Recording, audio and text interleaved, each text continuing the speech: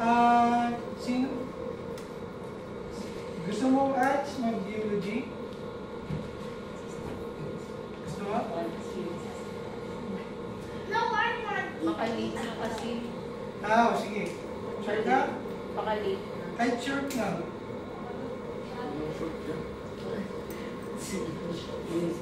May 30 pa. Hirap na daw short. Ako si Christine, pang-apat. It's my first time studying here for you to say something about my life.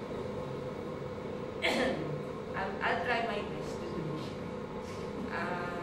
Siguro, I just want to say something about yung last things na lang.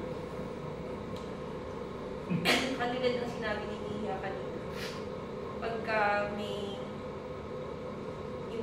Kapag may bumababa sa savings in daan, kita namin lahat how he works. Mas madalas ganun.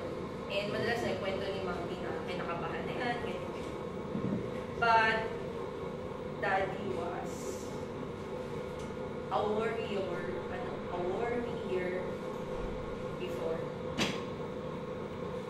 Though kinakabahan pa rin siya. But this year, 2025, I saw him as a warrior. He was the bravest man I know.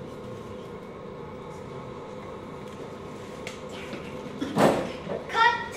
Alam niyo si Daddy, makatolerate ng malihipot.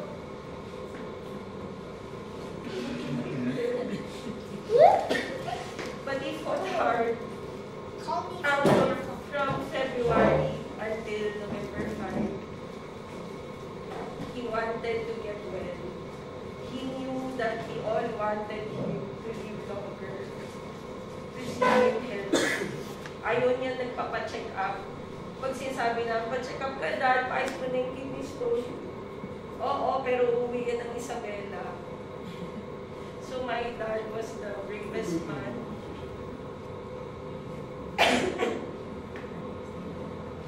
Itong 2025, and I knew that it wasn't easy for him. Many times I heard him say ayoko na. But he kept on following what he needs to do. He gets up and he needs to go to the hospital, even though sobrang hirap na. Every moment of every day of his life, itong 2025 was the hardest for him. But he did that because he loves us so much. He wanted to be with us so much. And I think God gave us a wonderful gift. Even though it was the hardest, God gave us enough time to be with Him. And it's something that money cannot buy. It's something that you cannot earn. It's something precious. And we all had precious moments with God. We were able to honor Dad. Dad, don't forget to For remake. this Don't forget to 2025. remake. No, Dad, don't forget to fix that damaged car. Oh, I go up for that. I'm in backup for crying patrol. Backup. So there, sabi ko nga, one of my love language is time. Alam ni Anthony siya. Time. And God gave us that. He allowed us to share precious times with Daddy. Nung time na hospital si Dad, nung COVID, sobrang umiiyak ako kasi hindi ako makauwi ng Isabela. Sobrang hinang-hina na si Daddy din nung hospital siya. But, by God's grace, na-survive niya. Pero, God also answered my prayer. Kasi my mom would always say, sabi niyo, aalagaan niyo si Daddy niyo. Kaya lang, kung nandito sa Isabela, hindi kayo pumunta agad, ganyan. But God gave me the desire of my heart. It was the hardest. year of our life, but looking back, it's the sweetest thing that I've ever done with my Lord. And so I'm just thankful that I was able to do that to Daddy, even though I saw everything in his eyes, even though he wanted to give up. Sabi niya, ginagawa niya to kasi mahal niya kami.